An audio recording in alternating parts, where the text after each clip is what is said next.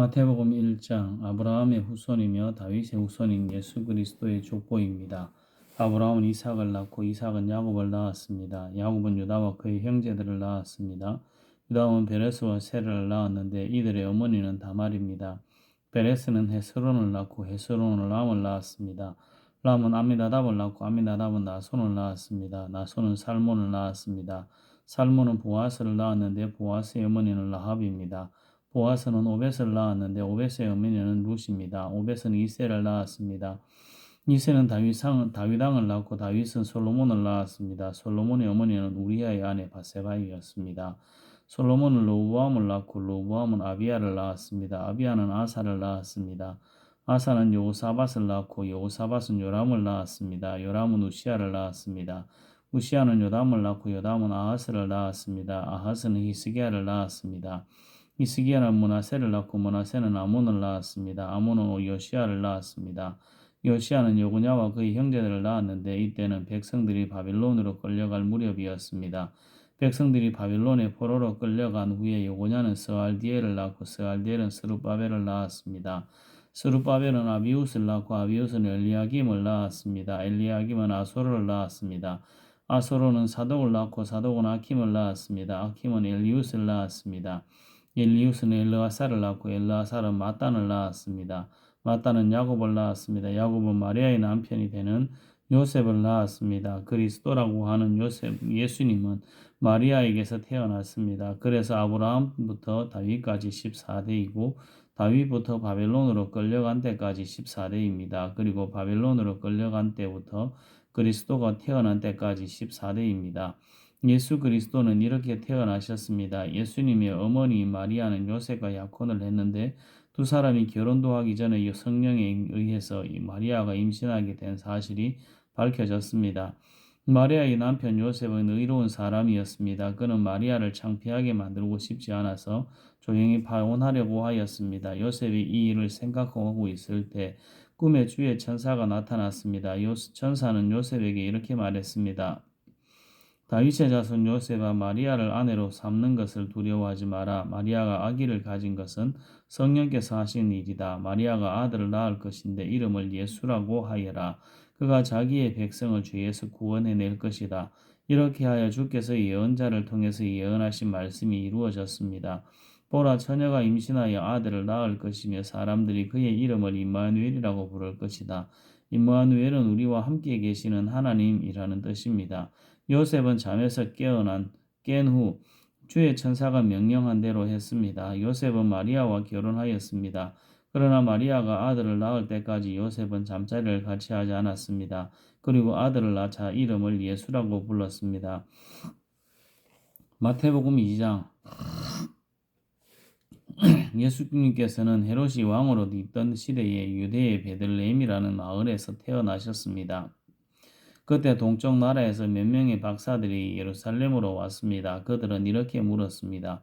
유대인의 왕으로 태어나신 아기가 어디 계십니까? 우리는 동쪽에서 그 아기의 별을 보고 아기에게 경배하러 왔습니다. 헤롯 왕은 이 소리를 듣고 깜짝 놀랐습니다. 예루살렘 사람들도 모두 놀랐습니다. 헤롯은 모든 대제사장들과 율법학자들을 불러 모으고 그리스도가 어디에서 태어나실 것인지 물었습니다. 그들은 대답하였습니다. 유대의 베들레헴이란 마을입니다. 예언자들이 이렇게 기록해 놓았습니다. 그러나 유대 지방에 있는 너 베들레헴아 너는 유대의 통치자들 가운데에서 결코 작지 않다. 내게서 한 통치자가 나올 것이다. 그가 나의 백성 이스라엘을 돌볼 것이다. 그 소리를 듣고 헤롯은 박사들을 조용히 불렀습니다. 그리고 별이 처음 나타난 때를 알아냈습니다. 그리고 박사들을 베들레헴으로 보내면서 말했습니다. 가서 아기를 잘 찾아보시오. 아기를 찾으면 나에게도 알려주시오. 그러면 나도 가서 그 아기에게 경배하겠소. 박사들은 왕의 말을 듣고 출발했습니다. 그러자 동쪽 나라에서 보았던 바로 그 별이 박사들 앞에 나타나 그들을 안내해 주었습니다. 그러다가 아기가 있는 곳 위에서 멈추어 섰습니다. 박사들은 별을 보자 매우 기뻤습니다. 그들은 아기가 있는 집에 들어가서 어머니 마리아와 함께 있는 아기를 보았습니다. 그들은 아기에게 무릎을 꿇어 경배를 드리고 보물함을 열어 아기에게 황금과 유향과 모략을 예물로 드렸습니다. 그리고서 그들은 꿈에 헤롯에게로 돌아가지 마라 하는 명령을 받고 다른 길로 자기 나라에 돌아갔습니다.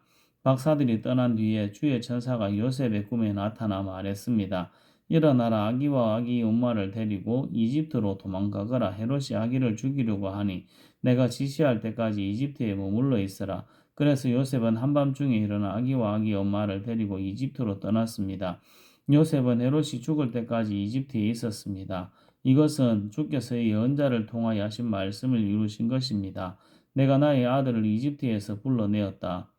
헤롯은 박사들에게 속은 것을 알고 매우 화가 났습니다. 그래서 사람을 보내어 베들레헴과 그 주변에 있는 2살 아래의 모든 산의 아이들을 죽였습니다. 이것은 그가 박사들로부터 알아낸 때를 기준으로 한 것입니다. 그래서 하나님께서 예언자 예레미야를 통해 말씀하신 것이 이루어졌습니다. 라마에서 소리가 들려왔다. 슬피 울며 통곡하는 소리다. 라헬이 자기 아이들을 위해 우는데 자식이 없으므로 위로받으려 하지 않는다. 헤롯이 죽자 주의 천사가 이집트에 있는 요셉의 꿈속에 나타났습니다. 일어나라, 아기와 아기 엄마를 데리고 이스라엘 땅으로 돌아가거라. 아기의 목숨을 노리던 사람들이 죽었다. 그래서 요셉은 아기와 아기 엄마를 데리고 이스라엘 땅으로 갔습니다. 그러나 아켈라오가 아버지 헤롯의 뒤를 이어 유대의 왕이 되었다는 소식을 듣고 요셉은 그곳으로 가는 것을 두려워했습니다. 꿈에서 지시를 받고 나서 요셉은 갈릴리 지방으로 갔습니다. 그는 나사렛이라는 마을로 가서 거기에 살았습니다. 그래서 예언자를 통해서 그는 나사렛 사람이라 불릴 것이다 라고 말씀하신 것이 이루어졌습니다. 마태복음 3장. 그 무렵 세례자 요한이 나타나서 유대의 광야에서 전도를 시작하였습니다. 요한은 이렇게 말했습니다. 회개하시오, 하늘나라가 가까이 왔습니다. 세례자 요한은 예언자 이사야가 말한 바로 그 사람입니다. 광야에서 외치는 한 사람의 소리가 있다. 주님의 길을 준비하고 주님의 길을 곧게 펴라. 요한은 낙타털로 만든 옷을 입고 허리에 가죽띠를 둘렀습니다. 그는 메뚜기와 들에서 나는 꿀을 먹고 살았습니다. 예루살렘과 유대 지방과 요단강 주변에 사는 사람들이 모두 요한에게 나아왔습니다. 그들은 자신이 지은 죄를 고백하고 요단강에서 요한에게 세례를 받았습니다. 수많은 바리새파 사람과 사두개파 사람들이 세례를 받으러 왔습니다. 요한은 그들을 보고 이렇게 말했습니다. 독사의 자식들아, 누가 너희에게 이 다가올 하나님의 벌을 피하라고 일러 주었느냐? 너희는 회개의 열매를 맺어라. 속으로 아브라함이 우리의 조상이다라고 생각하지 마라. 하나님께서는 이 돌로도 아브라함의 자손이 되게 하실 수 있다. 도끼가 이미 나무 뿌리에 놓여 있다. 좋은 열매를 맺지 못하는 나무들은 모두 지켜불에 던져질 것이다. 나는 물로 회개의 세례를 준다. 내 뒤에 오실 분은 나보다 능력이 더 많으신 분이다. 나는 그분의 신발을 들고 다닐 자격도 없다. 그분은 너희에게 성령과 불로 세례를 주실 것이다. 그분은 손에 키를 들고 타작마당을 깨끗하게 하여 알곡은 곳간에 두시고 죽저기는 꺼지지 않는 불에 태우실 것이다. 그때 예수께서 갈릴리로부터 요단강에 오셨습니다. 예수님께서는 요한에게 오셔서 세례를 받으려고 하셨습니다. 그러자 요한은 이를 말리면서 말했습니다. 제가 예수님께 세례를 받아야 되는데 도리어 예수님께서 제게 오셨습니까? 예수님께서 대답하셨습니다. 지금은 그렇게 하자. 우리가 이와 같이 하여 모든 의를 이루는 것이 옳다. 그제서야 요한이 예수님의 말씀을 따랐습니다. 예수님께서 세례를 받으시고 물 밖으로 나오시자 하늘이 열렸습니다. 예수님은 하나님의 성령이 비둘기처럼 자신에게 내리는 것을 보셨습니다. 그때 하늘로부터 이는 내 사랑하는 아들이며 내가 기뻐하는 아들이다 라는 소리가 들려왔습니다. 마태복음 4장. 그 후 예수님께서는 성령에게 이끌려 광야로 가셔서 마귀에게 시험을 받으셨습니다. 예수님께서는 40일 내내 금식하셔서 매우 배가 고팠습니다. 시험하는 자가 예수님께 와서 이렇게 말했습니다. 만일 당신이 하나님의 아들이라면 이 돌에게 빵이 되라고 명령해 보시오. 예수께서 대답하셨습니다. 성경에 사람이 빵으로만 살 것이 아니라 하나님의 입으로 나오는 모든 말씀으로 살 것이다 라고 기록되어 있다.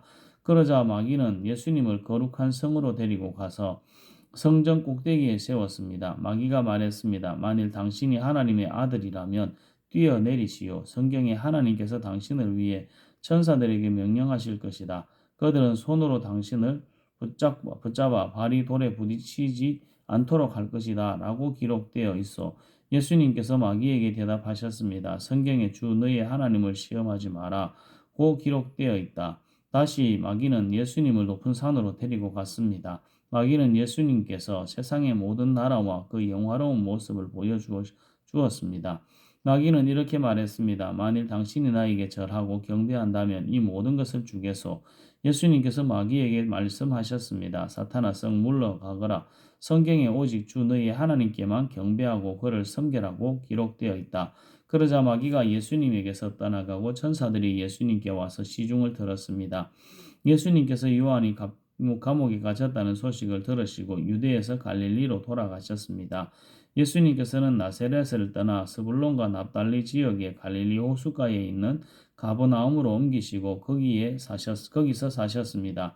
이렇게 하여 예언자 이사야의 말이 이루어졌습니다. 스불론 땅과 납달리 땅 호수로 가는 길목 요단강 건너편 이방 사람들이 사는 갈릴리 이곳 어두움에 사는 백성들이 큰 빛을 보았다. 죽음의 그늘과 같은 땅에 앉아있는 사람들에게 빛이 비추었다.